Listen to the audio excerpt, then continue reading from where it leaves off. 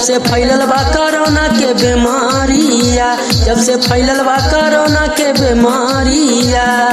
गईनी बाजारिया नहीं मिलल साग सब्जी तरकारिया, जब से फैलल बा कोरोना के बीमारिया, जब से फैलल बा कोरोना के बीमारिया।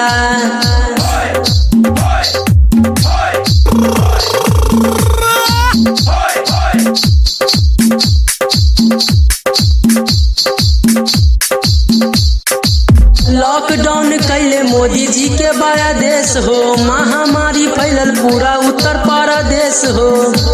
लॉकडाउन कैले मोदी जी के बड़ा देश हो, महामारी फैलल पूरा उत्तर प्रदेश हो। तब भौजी नैहर भागे भैया ससुरारिया, जब से फैलल बा कोरोना के बीमारिया, जब से फैलल बा कोरोना के बीमारिया।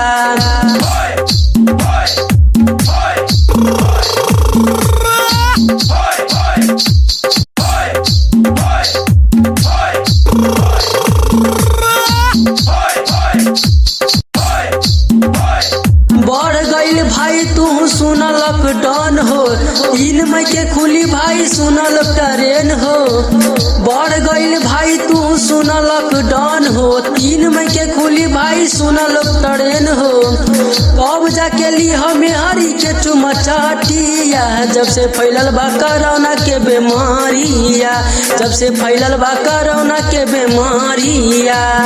गईनी बाजारिया नहीं मिलल साग सब्जी तरकारिया, जब से फैलल बा कोरोना के बीमारिया, जब से फैलल बा कोरोना के बीमारिया।